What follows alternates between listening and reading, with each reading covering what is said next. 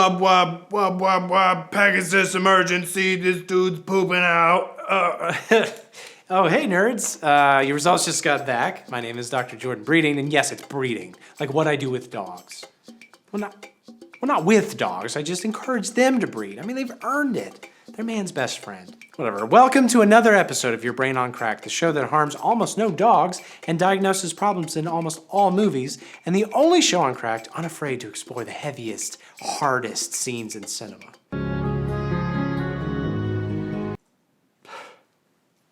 Good boy, Marley.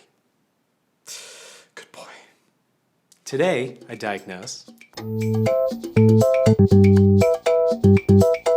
Making movies is hard. You have to cram a coherent plot, well-rounded characters, and a minimum of 3 flashbacks of Bruce Wayne's parents getting murdered into just 90 minutes.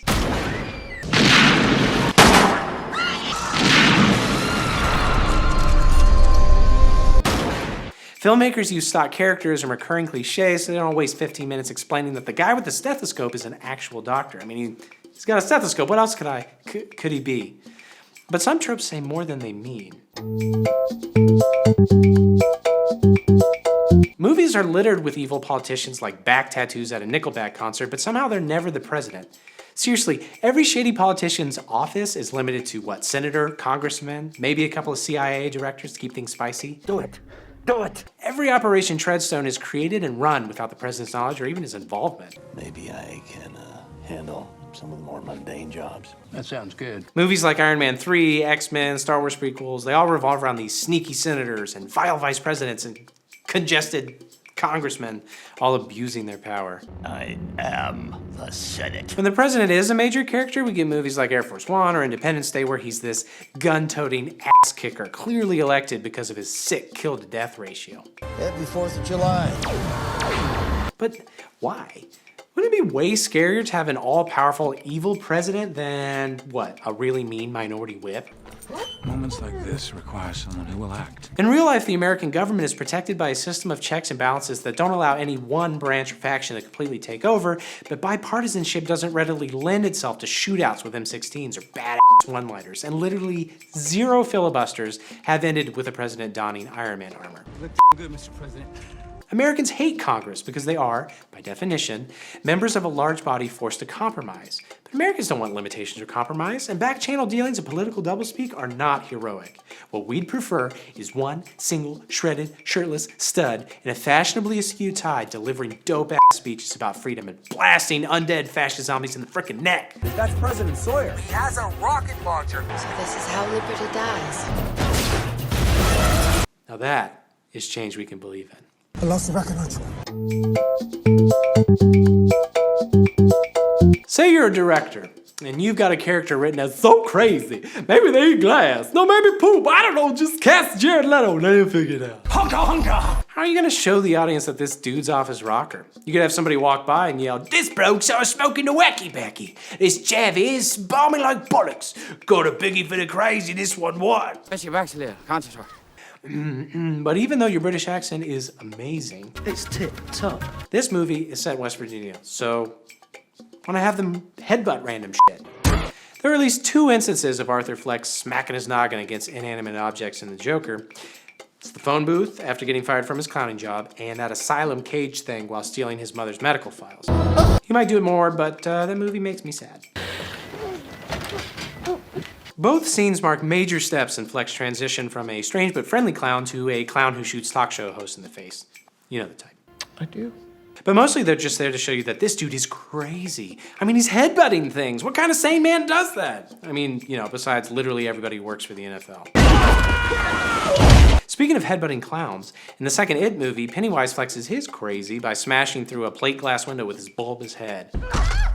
Of course, he then goes on to eat a small child, which is an activity primarily reserved for the mentally unstable, according to the DSM-5. But I've seen clowns eat dozens of children, hundreds of times. It's the headbutting thing that's nuts. Because my own brain is broken, every single one of these scenes reminds me of those feral zombie vampire things in I Am Legend, headbutting Will Smith's various windows. I mean, even his dog becomes a vampire and almost headbutts him. Well, until... Look, I know lots of movies have Indiana Jones types headbutting the communism out of Russians, but the difference is that while the crazy people headbutt walls, heroes exclusively headbutt people.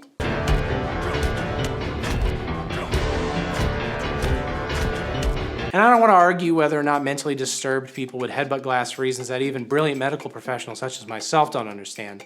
But I will say that maybe it's not the most sensitive way to portray somebody's mental illness. And more than that, if mindless vampire zombies were doing it back in 2007, maybe it's time to think of another movie shorthand for, whoa, this dude's crazy, for real crazy. Maybe, how about this? How about your character will just unironically enjoy Bird Box the movie?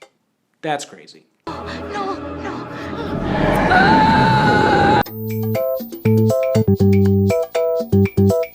Look, I'm a doctor, so believe me when I say that moms are objectively hot. Stacy's mom is hot, Beyonce's mom is hot, I would assume. Your mom is especially hot.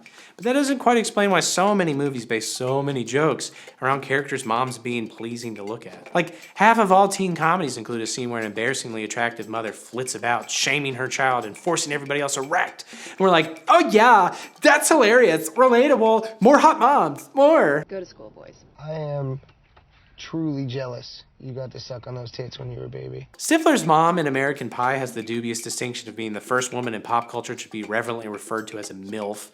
While on the TV front, Barney from How I Met Your Mother hilariously loses his virginity to his friend's mom, Rhonda the Man Maker. That's sex. I'm not the man maker anymore. A young guy being attracted to an older woman is somehow the funniest thing screenwriters have come up with since unnecessary exploitative female nudity. By suggesting it's hysterical and ridiculous for an older woman to be into a younger man or vice versa, they're perpetuating this idea that young men can and should sexually conquer any woman. When Fez and Kelso falsely believe Eric slept with Donna's mom in that 70s show, they worship him like a god. Not exactly empowering. Eric! Oh! You are a god! Even when it's not played for laughs, older women dating young men is almost always a score for the man. Like Big, 17 Again, and Blank Check all involve minors winning the affection of women at least 15 years their senior. And then making out with them? No. Despite the statutory rapiness of this whole thing, we as the audience are supposed to believe, it's cool. Women couldn't possibly take advantage of a freaking 10-year-old.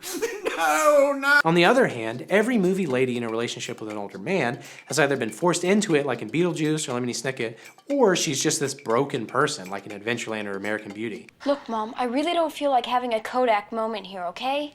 If a dude likes an older woman, it's funny, but if a young woman porks an old guy, there's some kind of problem in the relationship, and that's a huge plot driver. And no, I mean, I'm not talking about stretchy old man penis. Not right now. Later. Boner! You got a boner! It's the same power dynamic either way. Men dominating women may be depicted as a bad thing, but women are still essentially powerless.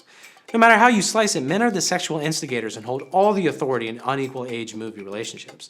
Whether by abusing young women or seducing old ones, there's nothing women can do in the face of such irresistible boyish charm. Look at me. I've never been in one, and I wasn't loved as a child, but I'm pretty sure funhouses are real. I mean, why else can't movie characters go more than 5 minutes without wandering into one and dueling a monster?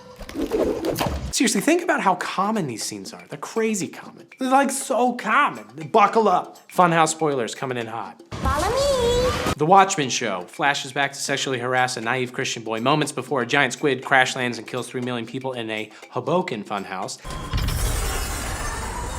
Season 3 of Stranger Things forces us to watch Hopper sloppily punch and shoot thick-necked Russians in a Hawkins funhouse. The entire plot of Us hinges on a #twinning pivotal moment in a Santa Cruz funhouse.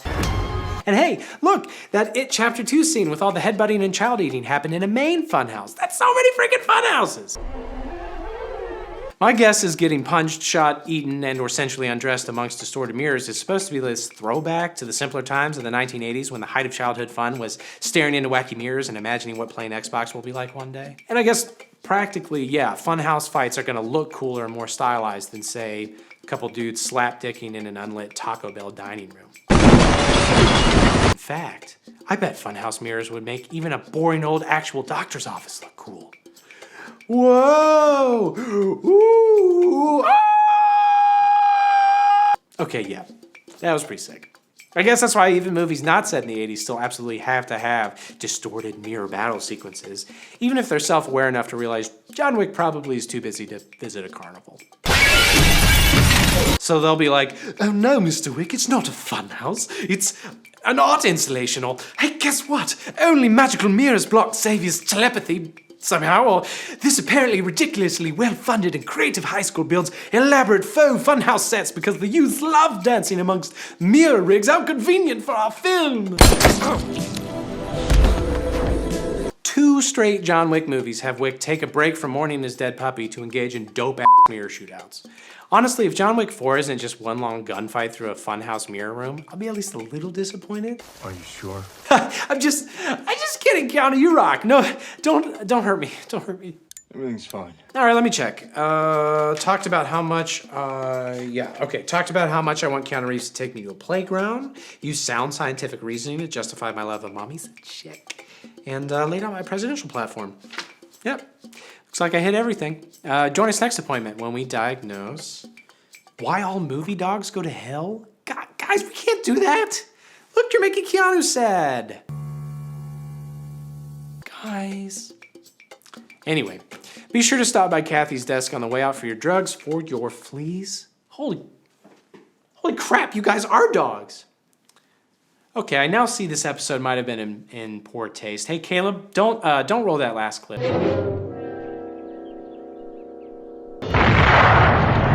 Oh, yeller.